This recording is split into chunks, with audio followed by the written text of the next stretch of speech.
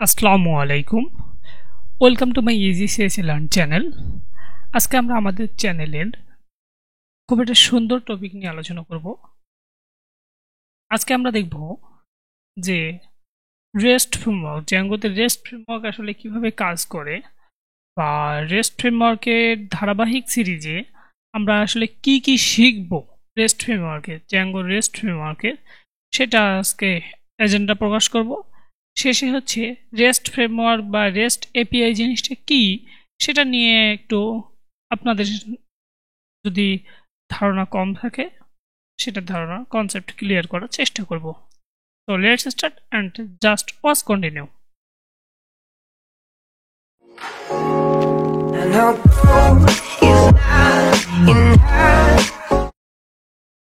প্রথমে আমরা একটু দেখে আসি যে আসলে রেস্ট ফ্রেমওয়ার্ক কে, জ্যাঙ্গো রেস্ট ফ্রেমওয়ার্কে আমরা কি কি আসলে শিখব, আমাদের ধারাবাহিক এই সিরিজে আমরা কি শিখব। প্রথমে আজকে আমরা আলোচনা করব যে রেস্ট এপিআই জিনিসটা কি এবং কেন এটার প্রয়োজন। সেকেন্ড কাজটা হচ্ছে আমরা তার পরবর্তী পর্বে আলোচনা করব যে কিভাবে আমরা জ্যাঙ্গো প্রজেক্ট সেট আপ করতে পারি এবং আমাদের কি কি টুলস লাগবে রেস্ট এপিআই এর কাজ করার জন্য। পরবর্তী পর্বে আমরা আলোচনা করব যে জ্যাঙ্গো রেস্ট ফ্রেমওয়ার্কের সিরিয়ালাইজার জিনিসটা কি এবং সিরিয়ালাইজার জিনিসটা কিভাবে আমরা ইউজ করতে পারি। তারপরে সিরিয়ালাইজারের অনেক ধরনের ভাগ রয়েছে, এর মধ্যে মডেল সিরিয়ালাইজার সম্পর্কে আমরা আলোচনা করব। তারপরে হচ্ছে রেস্ট ফ্রেমওয়ার্কের ফাংশন বেসড এপিআই ভিউ নিয়ে আমরা আলোচনা করব। তারপরে হচ্ছে এপিআই ভিউ ডেকোরেটর নিয়ে আমরা আলোচনা করব। তারপরে ক্লাস বেসড এপিআই ভিউ নিয়ে আমরা আলোচনা করব। জেনারিক ভিউ এবং মিক্সেন্স নিয়ে আলোচনা করব, খুবই গুরুত্বপূর্ণ একটা টাস্ক। জ্যাঙ্গো রেস্ট ফ্রেমওয়ার্কের অথেন্টিকেশন খুব খুব খুব গুরুত্বপূর্ণ, যারা সাইন ইন লগে সাইন আপ করার জন্য ইউজ হয় অথেন্টিকেশন। এই অথেন্টিকেশন জিনিসটা আমরা রেস্ট ফ্রেমওয়ার্কে কীভাবে ইউটিলাইজ করতে পারি সেটা নিয়ে আলোচনা করা হবে। তারপরে ভিউ সেট এবং রাউটার্স নিয়ে আমরা আলোচনা করব। জেনারিক ভিউ সেট নিয়ে আমরা আলোচনা করব। এরপরে মডেল ভিউ সেট নিয়ে আমরা আলোচনা করব। তারপরে পারমিশন এবং HTML form details Django rest ফ্রেমওয়ার্কের, এগুলো নিয়ে আমরা ব্যাখ্যা করার চেষ্টা করব। তারপর হচ্ছে নর্মাল ক্রুড রেস্ট এপিআই এর সাহায্যে, আমার অলরেডি একটা ক্রুডের রেস্ট এপিআই এর সাহায্যে ক্রুডের একটা ভিডিও দেওয়া হয়েছে, সেটা আপনি দেখে নিতে পারেন। এছাড়াও আমরা এতদূর পর্যন্ত এই 13 নম্বর সিরিজ পর্যন্ত চলে আসার পরে আপনি ফ্লুয়েন্টলি যেন ক্রুড অপারেশন করতে পারেন, ক্রুডের যেন ডিটেলস আপনি বুঝতে পারেন, সেই জন্য আমি ক্রুড অপারেশন আমরা এখানে করব। এরপরে আমরা সাইন আপ এবং লগ ইন অথেন্টিকেশন আবার ডিটেলস করব, এখানে মাল্টি অথেন্টিকেশন এর সিস্টেমটা আমরা করব রেস্ট এপিআই এর সাহায্যে। এরপরে আমরা রেস্ট ফ্রেমওয়ার্কের সাহায্যে একটা ফুল ওয়েবসাইট ডেভেলপ করে আপনাদের দেখাবো, যেন আপনি ফ্লুয়েন্টলি কোনো একটা ওয়েবসাইটে রেস্ট এপিআই ইউজ করতে পারেন। এরপরে আমরা অ্যাজাক্স এবং সিএসআরএফ টোকেন নিয়ে আমরা আলোচনা করব। রেস্ট ফ্রেমওয়ার্কে সিএসআরএফ টোকেন কিভাবে জেনারেট হয়, এই টোকেনকে কিভাবে আমরা ইউটিলাইজ করতে পারি, সেগুলো নিয়ে আমরা আলোচনা করব। এরপরে micro service versus JW token API নিয়ে আমরা আলোচনা করব। আপনি জানেন যে মাইক্রো সার্ভিস জিনিসটা কি, আসলে 2-3টে ল্যাঙ্গুয়েজকে যখন একত্রে আমরা ইউজ করে যে কোনো একটা ওয়েবসাইট, যে কোনো একটা অ্যাপ বানানো হয়, দ্যাটস এটাকেই মাইক্রো সার্ভিস আমরা বলতে পারি। যেমন আমরা যদি বলি যে ফেসবুক আসলে আপনি যদি যদি আপনাকে বলা হয় যে ফেসবুক আসলে কোন ল্যাঙ্গুয়েজ দ্বারা তৈরি, আপনি ডিরেক্টভাবে বলে দিতে পারেন না যে এটা শুধুমাত্র পিএইচপি দ্বারা তৈরি। ফেসবুকে যদি আপনি সার্চ করেন দেখবেন যে এখানে সার্ভার সাইড ল্যাঙ্গুয়েজে অনেক সার্ভার সাইড ল্যাঙ্গুয়েজ রয়েছে, পিএইচপি রয়েছে, পাইথন রয়েছে, আদার ল্যাঙ্গুয়েজগুলোও রয়েছে।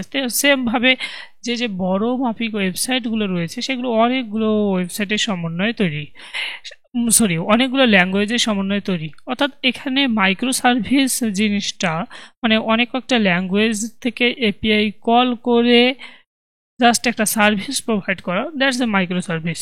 জেনারেল কনসেপ্টে বললাম আপনাদের। এই মাইক্রো সার্ভিসে আমরা কিভাবে এপিআই অথেন্টিকেট করতে পারি সেটা নিয়ে আমি আপনাদের সামনে বিস্তারিত আলোচনা করার চেষ্টা করব। এতটুকু শেখার পরে আমরা পেমেন্ট গেটওয়ে, আপনারা আমার ই কমার্স ওয়েবসাইটে যারা দেখেছেন তারা প্রায়ই আমাকে প্রশ্ন করেন যে ভাইয়া কবে পেমেন্ট গেটওয়ের কাজ আপনি দেবেন। আমি আপনাদের বলেছি যে আমি পেমেন্ট গেটওয়ে দিব, হ্যাঁ, কিন্তু আপনাকে পেমেন্ট গেটওয়ে জানতে হলে, আপনার এসএসএল কমার্সের ইন্টিগ্রেশন জানতে হলে আপনাকে অবশ্যই তো এপিআই জানতে হবে, তাই না? এপিআই না জেনে তো আপনি পেমেন্ট গেটওয়ে হুটহাট করে করতে পারেন না। সো আপনি ওই সিরিজটা দেখুন। এখানে এপিআই এর সিরিজটা, জ্যাঙ্গো রেস্ট ফ্রেমওয়ার্কে এই সিরিজটা দেখার পরে আমি আপনাদের ডিটেলসভাবে বলে দিব যে পেমেন্ট গেটওয়ে ইন্টিগ্রেশন আপনি কীভাবে করবেন। আপনিও খুব সহজভাবে তখন বুঝে যাবেন যে কীভাবে আমরা এনি পেমেন্ট গেটওয়ে ইন্টিগ্রেশন করতে পারি। তো এই পেমেন্ট গেটওয়ে ইন্টিগ্রেশন আমি এই পর্বে দেখাবো। এরপরে রিয়েল লাইফ এপিআই কল করে দেখাবো। কিছু ওয়েবসাইটের ক্লোন, আমরা ক্লোনের এপিআই কল করে আপনাদের দেখানোর চেষ্টা করব এবং সে অনুযায়ী কয়েকটা অ্যাপ বানানোর চেষ্টা করব। এটাই হচ্ছে আমাদের এপিআই এর একটা খুব বড় নিড। যদি আপনাদের বলি, যেমন আপনাকে যদি বলা হয় যে আপনি ম্যাপ একটা তৈরি করে দেন আমাদের, এটা অর্থাৎ পৃথিবীর যে ম্যাপটা রয়েছে, ম্যাপের জন্য আমরা যে গুগলের ম্যাপ ইউজ করি, গুগল ম্যাপটা আপনাদের তৈরি করে দেন। আপনাকে বলা হলে এটা অনেক সময় সাপেক্ষ, অনেক পরিশ্রম সাপেক্ষ এবং এটা করা আপনাদের জন্য অনেক টাফ, কিন্তু গুগল আপনাদের জন্য অলরেডি তৈরি করে রেখেছে ম্যাপ, তাই না? সো আপনি কি কাজ করতেছেন, জাস্ট গুগলের ওই ম্যাপটাকে আপনার ওয়েবসাইটে কল করে নিয়ে এসে আপনার ওয়েবসাইটে জাস্ট বসাই দিচ্ছেন, ওই এপিআইটাকে কল করে নিয়ে এসে বসাই দিচ্ছেন। এছাড়া আপনাকে যদি বলা হয় যে আপনার এমন একটা ওয়েবসাইট থাকবে যেখানে একটা পার্টিকুলার জায়গা থাকবে, সেখানে আপনার আজকের ওয়েদারটা কি, আজকের ওয়েদার কেমন তা আপনাকে দেখাতে হবে, এটা অলরেডি গুগল করে রেখেছে আপনার জন্য। আপনি সেখান থেকে জাস্ট এপিআইটা কল করে আপনার ওয়েবসাইটে বসাতে পারেন। অর্থাৎ অন্যান্য বড় বড় কাজগুলো আমাদের অলরেডি গুগল বলেন, তারপরে অ্যামাজন বলেন, তারপরে মাইক্রোসফট এবং ইউটিউব অথবা ফেসবুক আমাদের জন্য অলরেডি করে রেখেছে। আমরা সেগুলোকে জাস্ট আমাদের যে প্রজেক্টটা করব বা যে অ্যাপ বানাবো সেগুলোকে আমরা আমাদের অ্যাপে ইউজ করতে পারি। ওপেন এপিআই আমরা কল করে সেটাকে আমরা আমাদের অ্যাপে খুব সুন্দরভাবে ইউজ করতে পারি। সেটা কিভাবে করতে হয় আমি সেটা দেখাবো। সো এপিআই সম্পর্কে এগুলো ধারাবাহিকভাবে আসবে। এখন আমরা একটু শিখে নেই যে আসলে এপিআই জিনিসটা কি আর রেস্ট জিনিসটা কি। প্রথমে আমরা শিখব যে রেস্ট জিনিসটা কি। রেস্ট হচ্ছে, আপনি রেস্ট হচ্ছে অ্যাব্রিভিয়েশন অফ রিপ্রেজেন্টেশনাল স্টেট ট্রান্সফার। তার মধ্যে স্টেট ট্রান্সফার করা হবে, রিসোর্সগুলো রয়েছে যেগুলো, সেই রিসোর্সের মধ্যে স্টেট ট্রান্সফার করা হবে। এই রেস্ট সম্পর্কে আর একটু পরে ধারণা আপনার ধারণা ক্লিয়ার হয়ে যাবে। আমি এতটুকু মনে রাখেন যে রেস্ট কার অ্যাব্রিভিয়েশন হচ্ছে রিপ্রেজেন্টেশনাল স্টেট ট্রান্সফারের। কার স্টেট ট্রান্সফার হবে? রিসোর্সের স্টেট ট্রান্সফার হবে। আমরা যে এপিআই বলতেছি, মানে অ্যাপ্লিকেশন প্রোগ্রামিং ইন্টারফেস, সেগুলো কোন স্ট্রাকচারাল ওয়েতে ডিজাইন করা হবে সেটাই আমাদের বলে দেয় হচ্ছে রেস্ট। মানে কোন ওয়েতে ওই এপিআইটা কল করব, কিভাবে কল করব, তার একটা ডাটার স্কিমা আমাদের বলে দেয় হচ্ছে রেস্ট। রেস্ট কিছুই না, একটা জাস্ট ডিজাইন প্যাটার্ন। এটা আমাদের এখানে বলা হয়েছে, it is a certain purpose to creating web services. এটা একটা বড় এক্সাম্পল হচ্ছে এইচটিটিপি, মানে হাইপার টেক্সট ট্রান্সফার প্রোটোকল আমরা জানি। এবং কিন্তু এটা হাইপার টেক্সট ট্রান্সফার প্রোটোকল এবং রেস্টের মধ্যে একটু ডিফারেন্স রয়েছে। রেস্টে আমরা রিকোয়েস্ট এবং রেসপন্স দুটোই পাই, বাট এইচটিটিপিতে আমরা জাস্ট রিকোয়েস্টটা আমরা পেতে পারি। এখানে আমাদের সার্ভিস অ্যাভেলেবল হয় শুধুমাত্র এইচটিটিপির মাধ্যমে, কিন্তু আমাদের রেস্ট ক্লায়েন্টে সার্ভিস অ্যাভেলেবল হয় এইচটিটিপি এবং এসএমটিপি এবং এফটিপি মাধ্যমে। অর্থাৎ সিম্পল মেল ট্রান্সফার প্রোটোকলের মাধ্যমে আমরা সার্ভিস অ্যাভেলেবল করতে পারি, অথবা ফাইল ট্রান্সফার প্রোটোকলের মাধ্যমে আমরা মানে সার্ভিস অ্যাভেলেবল আমাদের রেস্টের। এটা সম্পর্কে আরও একটু পরে আপনাদের আরও ধারণা ক্লিয়ার হবে। এখন আমরা একটু দেখে আসি যে এপিআই জিনিসটা আসলে কি। এপিআই হচ্ছে, আবার বললাম, যে অ্যাপ্লিকেশন প্রোগ্রামিং ইন্টারফেস। এপিআই আমরা কখন ইউজ করব এবং এপিআই আসলে কি? এপিআই একটা গুরুত্বপূর্ণ ইউজফুল মেকানিজম যেটা ইউজ করা হয় দুই বা ততোধিক সফটওয়্যারের মধ্যে ডাটা এক্সচেঞ্জ করার জন্য বা মেসেজ এক্সচেঞ্জ করার জন্য একটা স্ট্যান্ডার্ড ফরম্যাটে। অর্থাৎ আপনাকে যদি বলি এপিআই সম্পর্কে একটু যদি আপনাকে বলি, ধরুন আপনি কোনো রেস্টুরেন্টে খেতে গেছেন, রেস্টুরেন্ট থেকে আপনি আপনার যে রেস্টুরেন্টে যে বয় থাকে তাকে বললেন যে কিছু খাবার আপনার জন্য নিয়ে আসার জন্য, কিন্তু সেই খাবার নিয়ে আসলো কিন্তু একটা খাবার সে মিসিং করে রেখে আসলো। পরবর্তীতে ওই বয়টা আবার রেস্টুরেন্টের ওখানে চলে গেল। আপনি কি বললেন যে আপনি খেতে বসে দেখলেন যে আপনার একটা খাবার নাই, মিসিং, যেমন আপনি কোকটা ধরলাম আপনার মিসিং। তখন আপনি কি করলেন?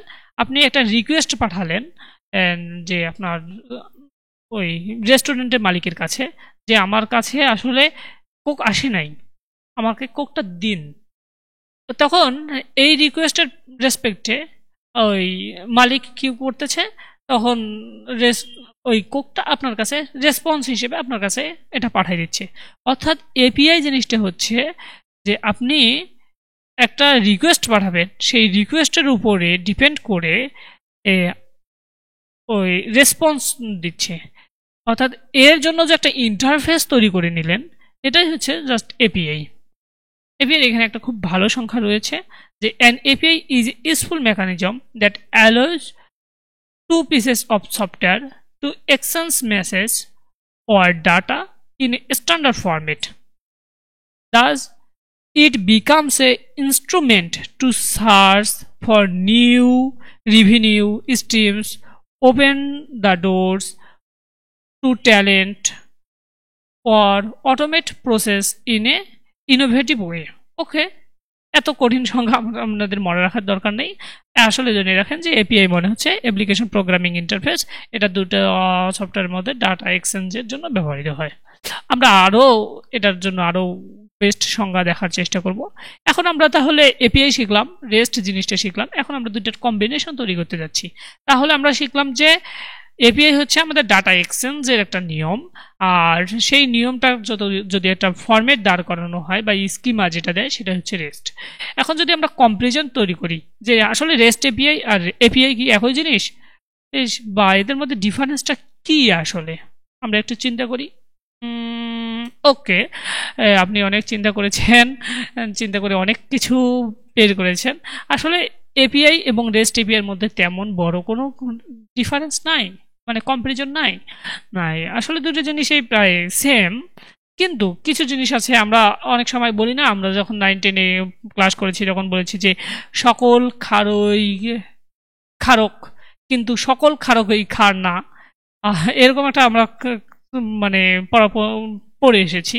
আমাদের এখানেও সেম জিনিস, সকল রেস্ট এপিআই এপিআই কিন্তু সকল এপিআই রেস্ট এপিআই না।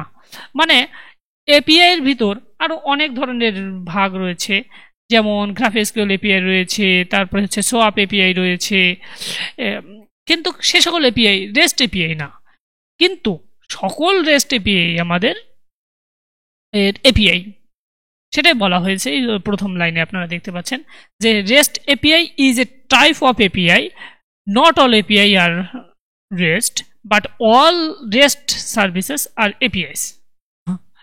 ওকে, এখন আমরা আরেকটা এপিআই এর একটা খুব সুন্দর সংজ্ঞা রয়েছে, এর আগে সংজ্ঞাটা একটু ডিফিকাল্ট ছিল, এই সংজ্ঞাটা অনেক সহজ এবং আপনার বোঝানোর জন্য অনেক মানে বেস্ট একটা সংজ্ঞা আমি পেয়েছি। এপিআই হচ্ছে, এপিআইকে আমরা সাধারণভাবে যদি বলতে চাই, এটা একটা প্রোটোকল, একটা সেট অফ প্রোটোকলস। এটা ডিপ্লয়েড করা হয়